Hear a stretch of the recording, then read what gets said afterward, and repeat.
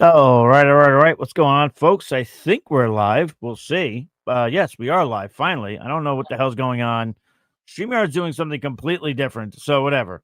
This is the FFA Soft. This is a abbreviated Week 10 show, reaction show. We're going to go through some of our thoughts here. Some of our reactions to say Jonathan Taylor going off again, solidifying himself as the number one running back in fantasy. But yeah, we're going to go through all that. We're going to give you guys about 40 minutes or so. 40 minutes is fine. My name is Michael Hopkins. Feel free to follow me on X at the FF Realist. I am joined by Ben, who can be followed at FF Rabbit Dad. Ben, throw the hijinks of getting this off the ground. How are you? Hey, I'm good. We're live finally, so it's positive. Yeah. Things are looking up, Okay. and we got a lot of stuff to to delve into, to get through, to talk about, and I'm looking forward to it. Yeah. So, all right, we'll get into all that now. And yeah, I am looking at this because StreamYard is doing something very strange here. So over here, we're regular, like as if you'd look and you'd be regular, like the regular screen. But then it looks almost like it's like a short. I don't understand. It makes no sense. All right. We'll have to work that out behind the scenes. But for now, we'll give you guys a little bit of our time and try and help you out the best we can. And then we'll figure this stuff out. Absolutely. Yeah, pretty much. There you go. Tron Force is coming in here. He's saying he's down 51 with Barkley, Devonta, and Goddard going tonight. Do you think he has a chance? What says you, Ben? Gosh, if we had any semblance of a stable, good Barkley, I'd say you got a good chance. I honestly, I'm looking at it. I mean, AJ Brown's active, isn't he? AJ Brown is active, yes. Yeah. So, I mean, best 50-50 at best, in my opinion. It's going to be close. You might come down to one of you wins by 1 or 2 points. Yeah, I could. Yeah, this is gonna. I mean, I'm assuming the other guy has no one left, so I'm going to assume that. Same. So, yeah, it's a 50-50 for me, and I can't type there either, so that's cool. All right. Can't type my other monitor either. This is going great. Jared coming in here. Hey, guys, should we grab Burrow? He was dropped, and he has Dak. So I'll just tell people this. If you're going to pick up Joe Burrow, you need to know that he's not at, I think, what Thanksgiving was the target date, I think they were saying. So you have to remember because you can't keep him on IR then, depending on your league rules, if his practice window's open. So you're going to be burning a roster spot. So you need to know that at least. And if you can manage that through the buys, and if you need him, you can play him. But if you're someone who has Dak, Ben, are you running to get Burrow? Are you doing it maybe to play against your opponents who might want him? You know? I mean, I could see. Gosh, it's a tricky wicket. It's like I would not even touch this in a guillotine. I would be like, I've got Dak, I'm good. I'm not taking a chance. Guillotine, no. Sticking with what I got. In redraft or keeper, those kind I suppose I could see somebody maybe in a keeper dropping Burrow, depending on what your keeper rules are and whatnot. But gosh, it could be. I mean, if you got a bigger league, maybe bigger rosters. You know what? Thinking about it, I don't love it. I don't like it. I think if you got Dak, if you got a guy who's consistently throwing, being like a top 5 quarterback week after week, just stick with what you got. Let somebody else fight over Burrow. Let them throw away their fab, burn it off.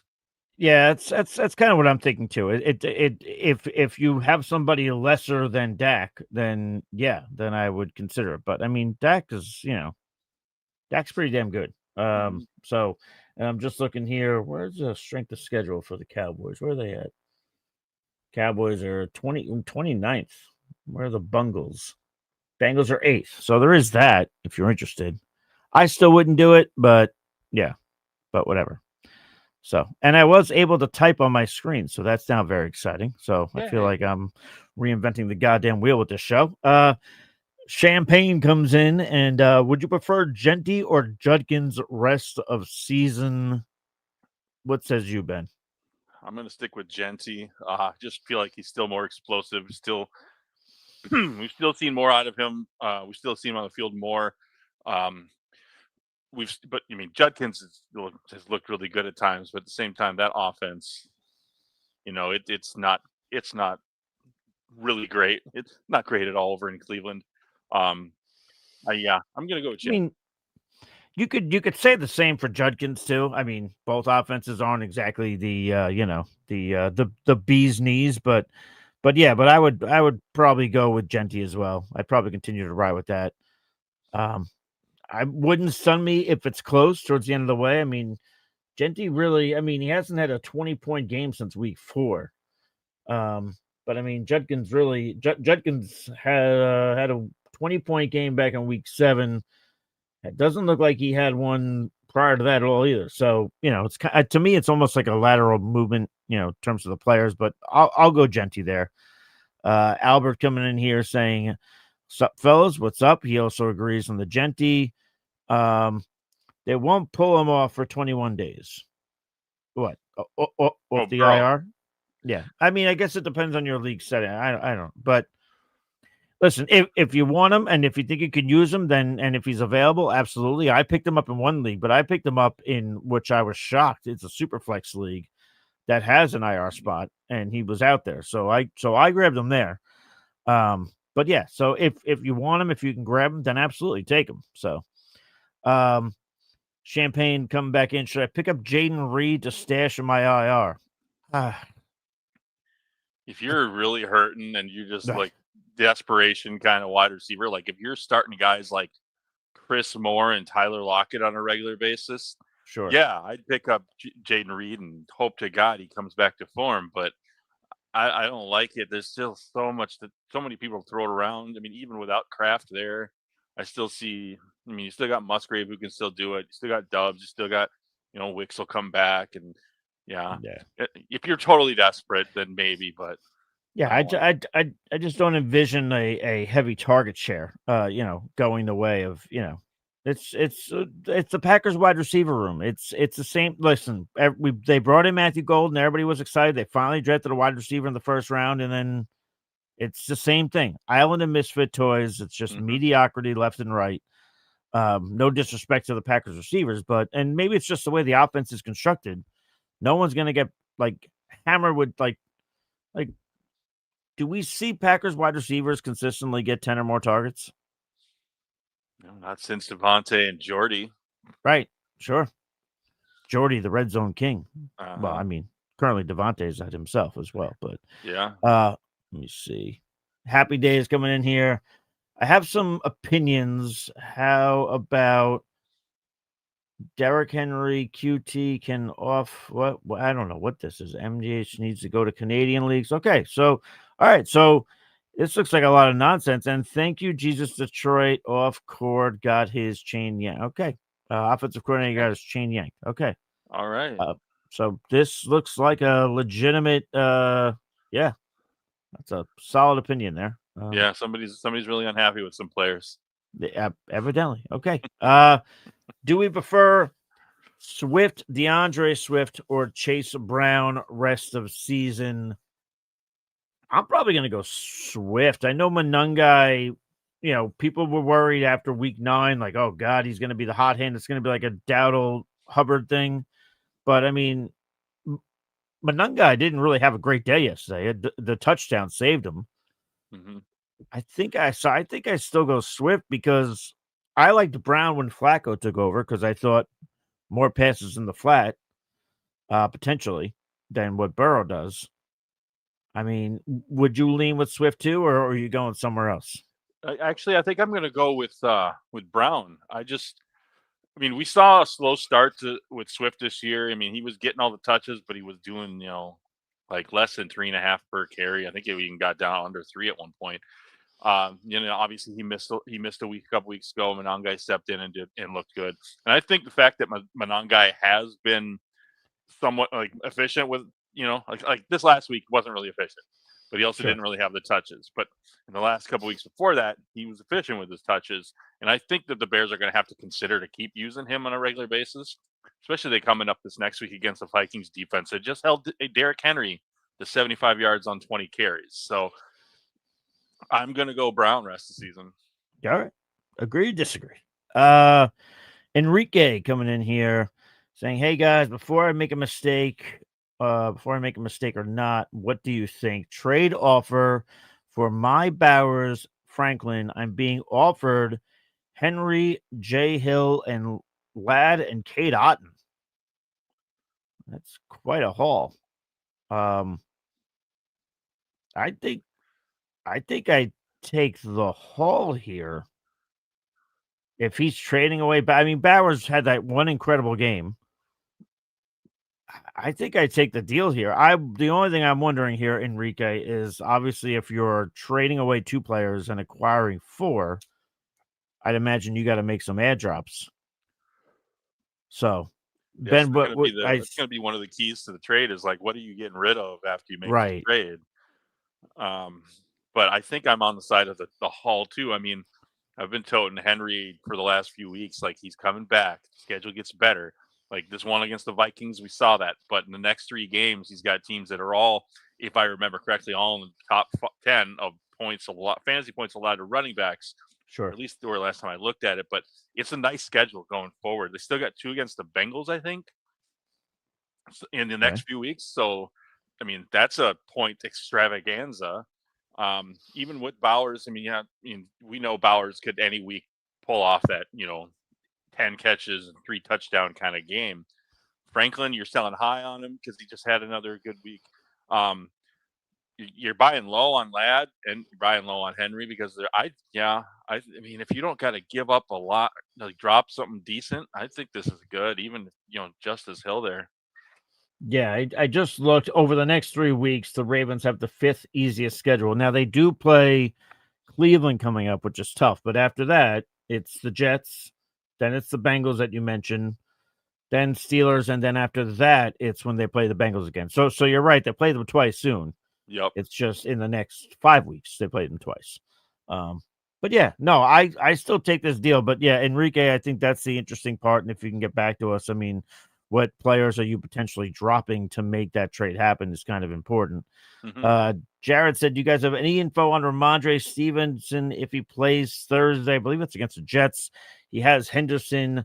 I'll quickly do a Google search, but I'll tell you right now, I didn't see anything on Twitter about it.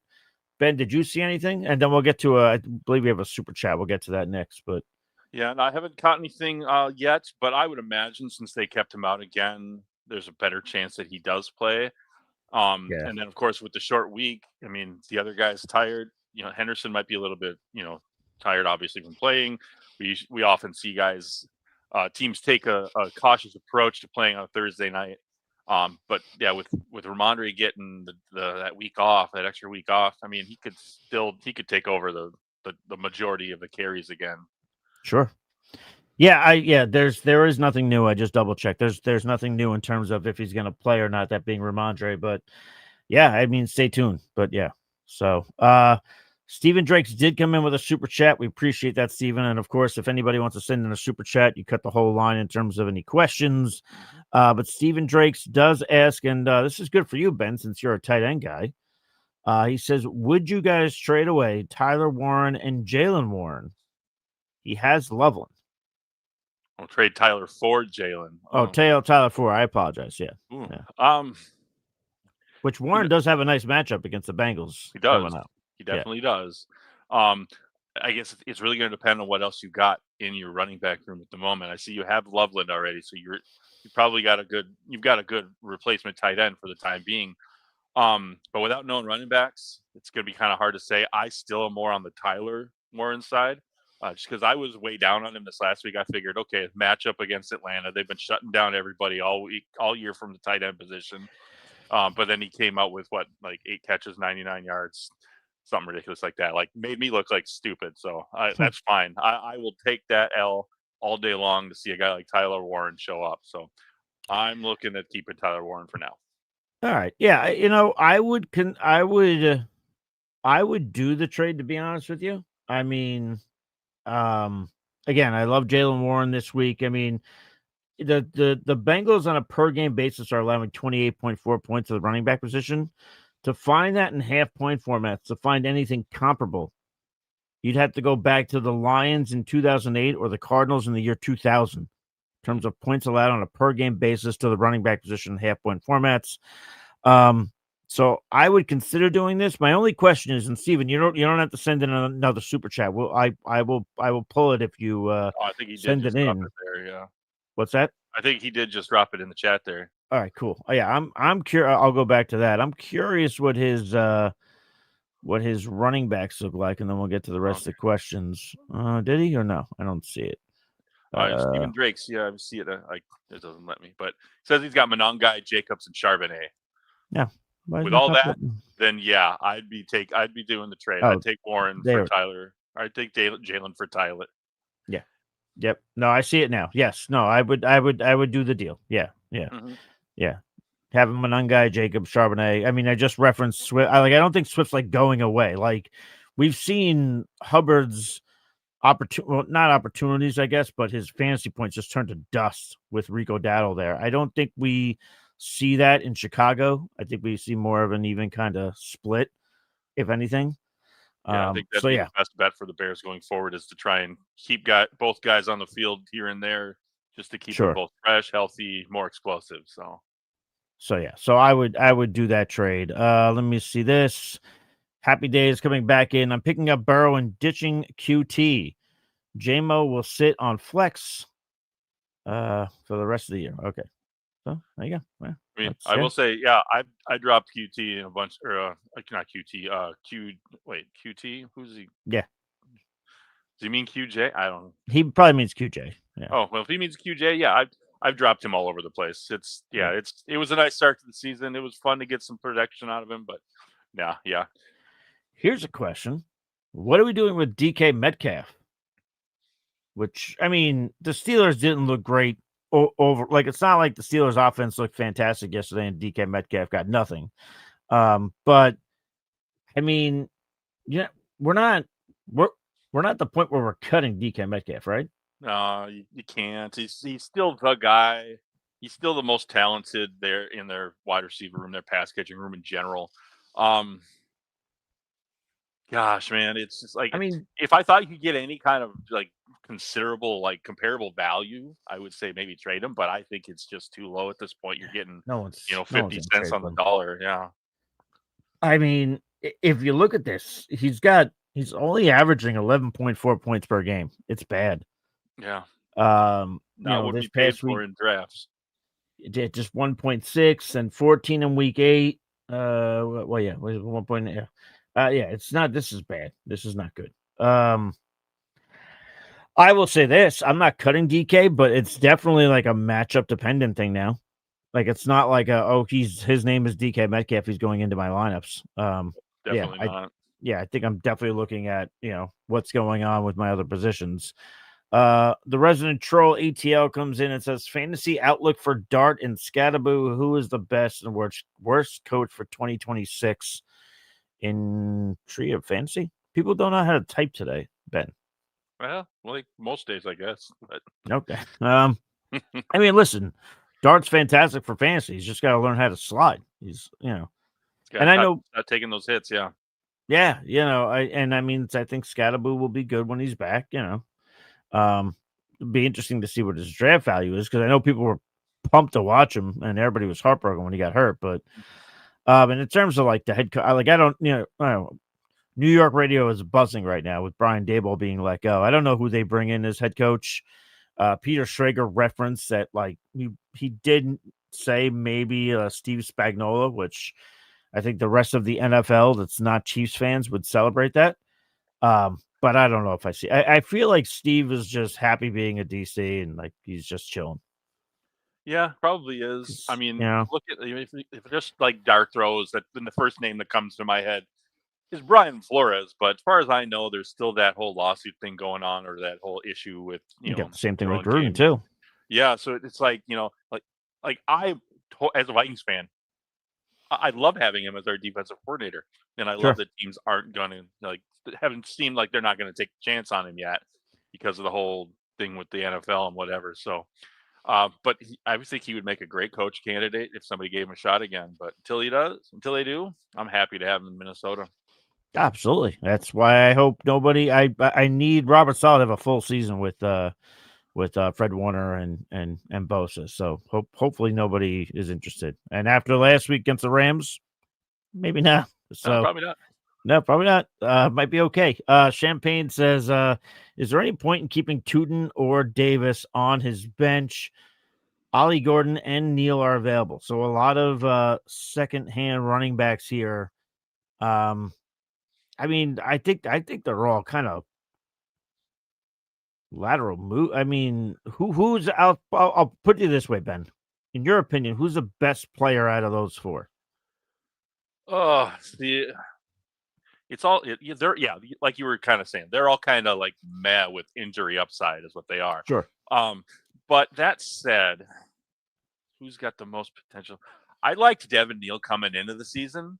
Obviously I follow Thorne Nystrom and talk to him sometimes and just fully respect everything he said about him, about all these rookie guys. And he's a guy that he was higher on than most others. So he's probably, I think he's the best of the four potentially. All right. But I mean, yeah, they're all basically sitting in and like, well, there's a guy in front of me who's doing well, so I'm going to get 3 to 5 touches a game. So, all right. Yeah. I mean, I think they're all lateral movements. I would, if I'm doing it, I'll take.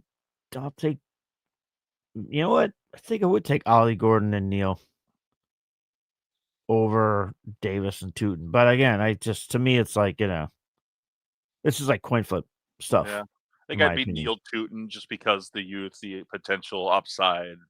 You Yeah. know, like I feel like out of those 4 teams, the Jaguars would probably have the strongest offense, and that's not saying much.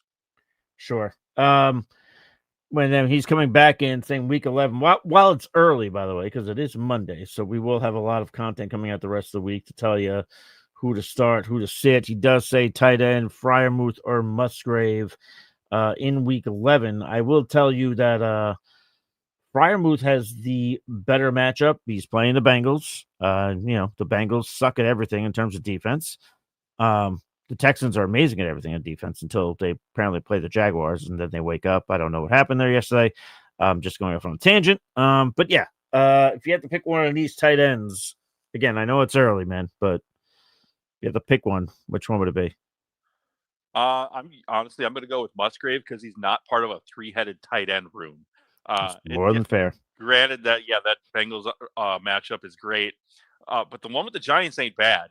So I think I would go Musgrave over Frymuth right now. Sure. Okay. Yeah, I mean, I don't hate it. And then Champagne says, how do you see the Giants team changing their approach without Daboll? The only thing I could say is maybe there's less designed runs for Dart because, I mean, we're talking about 4 times he's been needed to check for a concussion. So maybe they kind of say, listen, we got this kid who's really good. Let's not kill him in year 1. So that might be the only change I could see. Because a lot of people got the sense, which I agreed with, and Ben, you could let me know if you agreed too. It felt like at times Daboll was pushing Dart to do XYZ for like job security, keep his job. Almost like sacrificing the kid's health to potentially keep himself as a job. I really hope that's not the deal because that's disgusting and gross. I don't think it is, but I mean. Well, I should say, I think if anything, I think maybe he inadvertently was doing it, because he was so focused on trying to keep the job. It wasn't like he said, "I'm doing this," it just turned out that way. Yeah, no, I think that whoever takes over is going to have to look at that, and be like, all right, yes, he's talented, he's got this running ability, but we need to reel it back in. Are we really competing this year? I mean, yes, of course, NFL teams are always competing. The players want to compete. The players are never going to be like, I don't care. I'm just going to lose for the team. That's not a thing that happens. So I think, they definitely have to reel it back a little bit.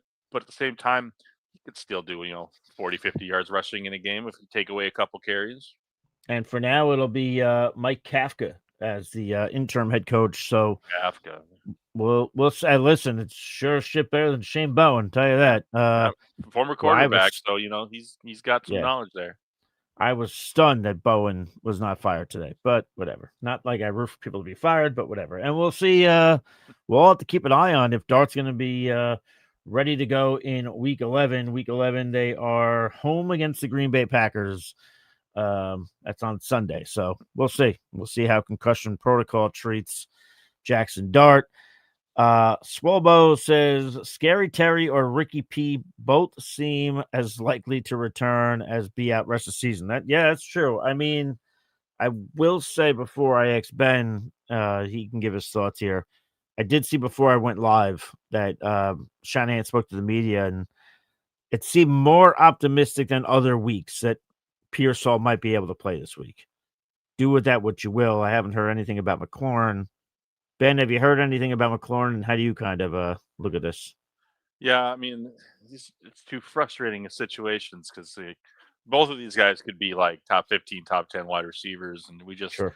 you know, Pearsall's missed so much time with this injury, and then Terry gets re-aggravated. I mean, like, at what point? At some point, do we? Because they didn't put Terry on IR, I don't think. So no, Right. No. yeah. So it could be a matter of a week, or it could be like Pearsall. I'll probably go Scary Terry rest of the season if I had to pick one of them because I think I would too. Yeah. We've seen him do it.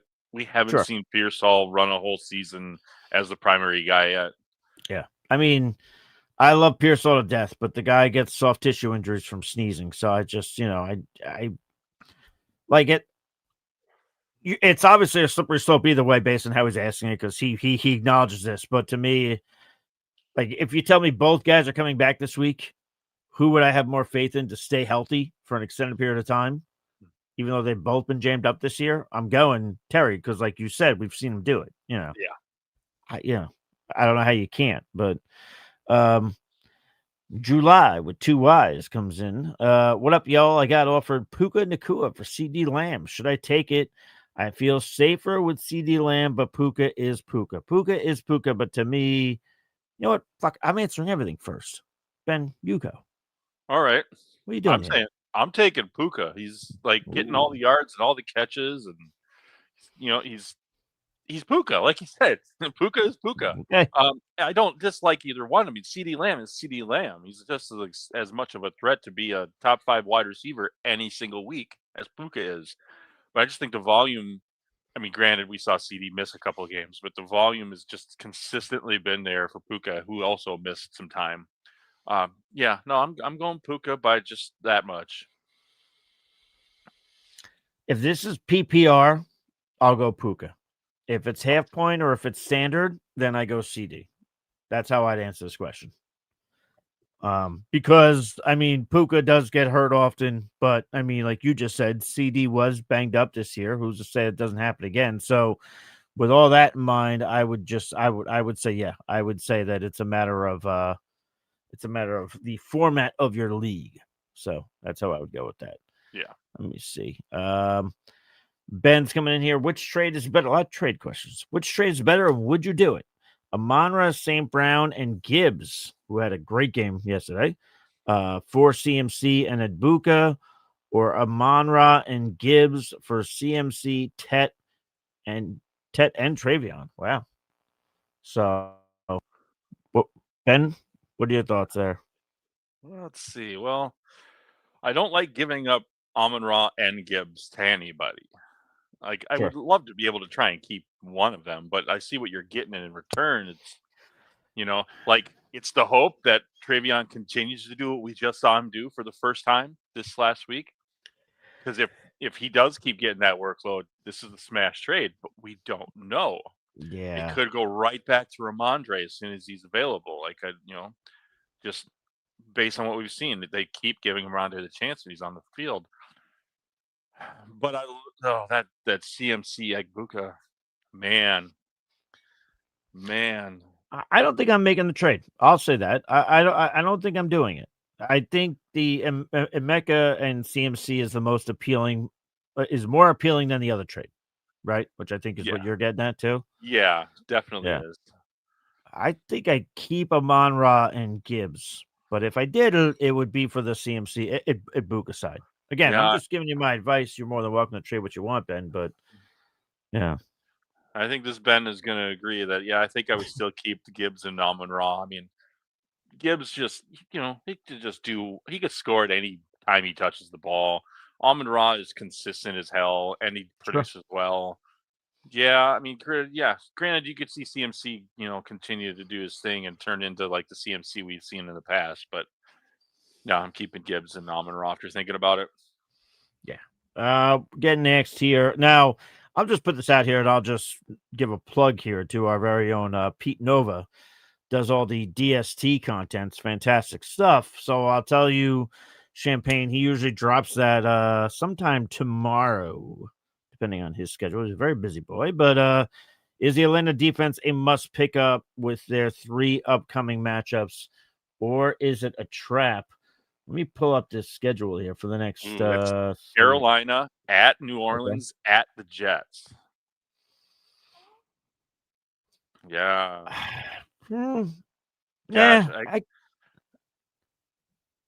like it. Yeah, no, I like it. Okay. I mean, I like the pickup. I mean, the one like reround. The Carolina matchup it seems better than I feel like it actually is. We could just, Rico's been doing Rico things. Sure. And so they won 3 in a row, 4 in a row, or 4 out of 5 or something. The Carolina Panthers did. They're not a joke. I mean, granted, Bryce Young has not shown he's great yet, but I think if you wanted to pick up a defense for like no fab, no waiver priority loss, if they're still there, go ahead and grab them after waivers run. But I wouldn't be spending any kind of fab, any significant waiver priority. Definitely not. No. I personally would just go with other options. I mean, it's the Falcons. I don't know. I get what you're saying, but we saw the Saints put up numbers yesterday. The Jets can either put up numbers or look like they didn't even get off the bus. So I would say I wouldn't call them a must pick up. No. But if things align, and most importantly, to Ben's point, do not spend a single fab dollar on it. And then lastly, tune into the DST show when Pete drops that. It should be tomorrow. He does a really deep dive on streamers and then also his rankings. And at some point, maybe he does rest of the season. We'll see. But yeah, we're going to give you guys about another 8 more minutes, and then I have to do some adulting and pick up dinner. Let me see this. Now, what we got here? And this is actually a good question for me, or in terms of reacting to yesterday, because Bijan Robinson had another underwhelming performance. If I pull that up here in half-point formats, where is my guy, Bijan? We've come a wrong way from that Monday Night Football matchup when he had 32 points. Since then, 18.2, 4.3, 13.6, and then 9.8 yesterday. That's half-point scoring. That's not what you want out of a first-round running back that you're drafting. But who would you rather have rest of season? Barkley, who's kind of underperformed all year. Not as much his fault, more about offensive construction, or Bijan Robinson, Ben? Which one are you going with? Well, I was just looking at 2. I was decided. I figured I'd pull up Saquon's schedule just to double check and compare. Sure. And rest of the season, I mean, the next couple weeks look rough for Saquon. He's at the Packers tonight. Then he gets Detroit the week after. But then he gets Dallas and Chicago after that. Man, I think I'm still on the Bijan side. So am I. Just because he's younger. We've seen him go off. He's had a couple down weeks. Sure, he's only broken 10 fantasy points once in the last 4 weeks in a half PPR format. But it's going to come back. You got to use the guys that do it. It was fluky that Algier took 2 touchdowns away from him. If he gets one of those, we're not having this conversation. Fair. More than fair. And I mean, Barkley finally had a 20-point game, but just before the bye. Finally. He had 31.4, but finally, So yeah, I would go Bijan, but I think you could see both of them just as easily have a run in the second half. I will say this for programming purposes. Jamie says, "What is this view? It's hurting my brain." Yeah, I'm on it, man. I'm working on figuring it out. I don't know what StreamYard did. We use StreamYard to go over to YouTube. I don't know what they set up here, but it's different than what I saw yesterday. So yeah, Yeah, I looked at it, and actually, I could. It is recording. It's airing both ways. We've got the long right. version, we've got the short one, and they're both Which the same feed. It's just a different camera angle. So you could, back out and go to the other one if that yeah. one's too small. Like, yeah, I looked at it. It kind of looks weird. Basically, Jamie, it was us either not doing the show at all or just trying it like this. So, And I like all you people, so I wanted to come and say hi. there you go. Happy Days coming in with a lot of comments here. Jeez. He foresees Vidal getting injured. That's interesting. Okay. An interesting prediction, yeah. All right. Jose says Adonai Mitchell in a good position. Wilson out. Yeah, Wilson's going to be out for a couple of weeks. That came down. So yeah, Adonai could be a good play. I mean, I would just tell you, like, in terms of like if you pick him up, like he's not like a slam dunk play. It's a matter of who else you have out there. I mean, would you agree there? Yeah, he's the kind of guy like if you think he's got potential, think he could get a significant role over there, take a dart throw, pick him up, put him on your bench for a couple weeks, see what happens. I still like Reynolds better and Mason Taylor way better. So, and what else do we have here? Let me see. Yeah, see, yeah. And Jamie's still asking. Yes, did you guys change up the slot format? We did not do it. StreamYard did. StreamYard's being real dirty on this one. I don't understand what the deal is there. Here's an interesting one. Top five best running backs rest of season. I mean, I'll let you go, Ben, but I feel like they're all going to be the heavy hitter names now, pretty much. I mean, yeah, pretty much. Right? Just let's humor him and just take a little quick peek. So, well, you'd also want to take a look at strength of schedule to kind of influence your decision there. Yep. A little bit. Right now it's got like Achane is like third overall in points per game. Right. Do I see him continuing that? I mean, he very well could, but at the same time, it's Miami. They've got a bye coming up, which is important in all formats. Those late buys, it gives them a late. He's running all over the place for 11 straight weeks and then gets a bye. Yeah. Playing against Pittsburgh, he does finish up against Cincy and Tampa. I feel like Tampa's kind of a trap there. That they were like ranked 10th in points allowed to running backs fantasy. So I don't like that. I was going to replace him with one of the other guys. You could say it could be Jacobs based on how many touches he gets every week. They're just grounding him into the ground. James Cook could come back and start squeak back in there. Hell, we might even see Javonte Williams actually finish out this Cinderella story and be a top 5 running back come season's end. It's possible. I mean, he's currently 8th. He's not that far away. We got 3 more minutes, but Champagne said, "Do you see Bucky coming back this season, or should I go out of my way to trade for Rachaad White?" I'll just say this. I saw it today. I don't know if you saw this, Ben, but apparently there is currently no timetable as far as when Bucky Irving's going to return. Yeah, I saw that too, and it doesn't look good for this week. He didn't practice at all last week. So, I mean, unless they're just like really babying him back, it just, oh gosh, why didn't they just put him on IR? It could have made this easier for all of us. I mean, you could say the same thing about the Niners with Purdy and Pearsall. There's a couple of, I don't know. But I wouldn't go out. Yeah, I wouldn't go out of my way to go get Rachaad because, I mean, Tucker looked pretty decent yesterday, especially against I think he got the most rushing yards against the Patriots that anybody has all year. So he could just continue to be a 50-50 with Rachaad, and Rashaad's more of a pass catcher anyways. So no, I agree with that. I dig that. I mean, it wasn't really that much of a difference in terms of splits. Yeah, I wouldn't go out of my way to trade for Rachaad White. I would look at other options that you might have. Unless we get another question, we'll end it with a kicker question. So that doesn't help you at all, Ben. I just take all your advice anyway. So yeah. Well, listen, some of my advice this week on kickers was not so great. Some of it was good. Some of it was not. But yeah, he says, is Eddie Pinheiro still a top kicker option for fantasy? And he's asking because in 2 of the last 3 weeks, he has delivered very poor scores. But it's not hasn't been his fault. He hasn't gotten the opportunity to have a field goal kick. So he had no attempts in 2 out of 3 games. So I do like him still. I'm still willing to play him. I'm probably going to adjust my rest of season rankings that'll come out this week. But he's still available. If he's still there, yeah, I'll still play him. But if you have any questions, feel free to follow me on X at the FF Realist, and I'll drop my kicker video tomorrow at some point. I see Blue asking us to read this question. We missed this one.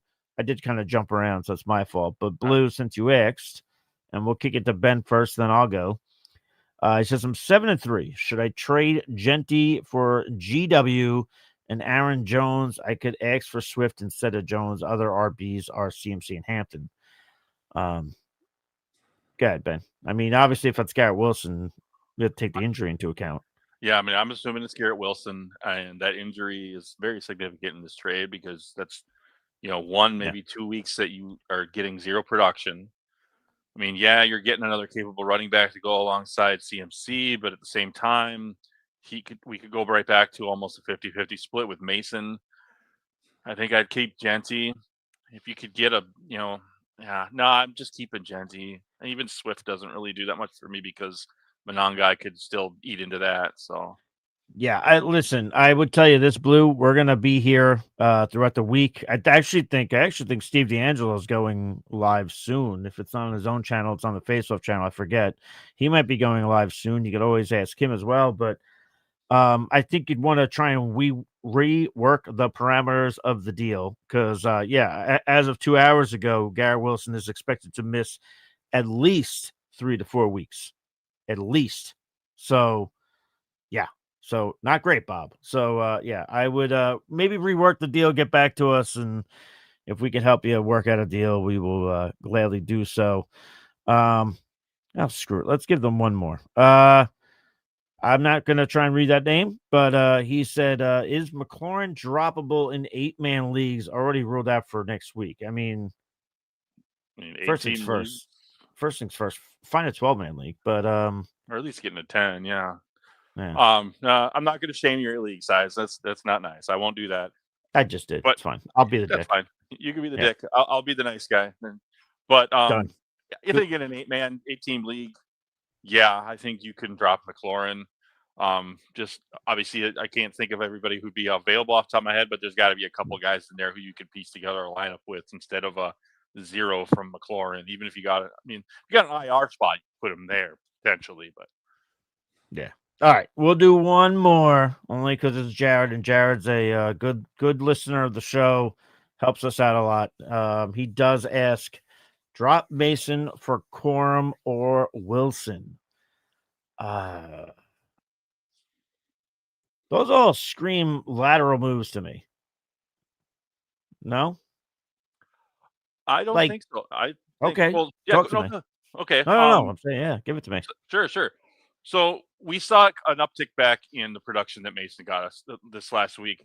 The Vikings averaged 6.7 yards per carry, and a lot of that was on the back of the running backs and a 25-yard run or a 35-yard run by J.J. McCarthy. Sure, but still, they both averaged over 5 yards a carry, and a big part of that was having C.J. Ham, the fullback, back in the backfield, who is absolutely amazing when it comes to blocking as a fullback. He's one of the top 5. He has been. Granted, okay, there's probably 5 teams that utilize the fullback to his fullest potential, but CJ Ham is an elite blocker. It's just it makes such a big difference in that running game and for both of those guys. So even if they do keep doing the 50-50 split, I think you're still going to be able to get enough production. However, I will say I feel in the majority of 12-team or more fantasy leagues, Emmanuel Wilson should be rostered. Because, like I was talking before about Jacobs getting carries up the wazoo, at some point he could break down, and then it all goes to Wilson because they sent Marshawn Lloyd to like the nether realm for something to get looked at, and so Wilson should be rostered in like any league pretty much. All right, okay. So, but your answer would be Mason. I'm still keeping Mason over both of those two, though. I was going to say Mason as well, but yeah, but okay, but good note on the Wilson stuff. But all right. That is going to do it for us, folks. A little abbreviated show today. I mean, so it's only 15 minutes less than what we usually do, but yeah. Ben, anything to say before we ride off into the sunset today, sir? I will say I do appreciate the opportunity to come on here with you, Mike, and help out all these people. It's one of my favorite parts of the whole week. Hey, now. That said, no, actually, I didn't. I wanted to touch on that Emmanuel Wilson thing, and somebody else brought it up, so it just organically came out. But yeah, perfect, good, glad. All right, everybody's happy all around. We got a show out. We will fix the kinks with that other screen. I'll figure that out after this. I got to do some digging. But guys, until next time, stay thirsty, be kind to one another. We'll catch you on the flip side. Cheers.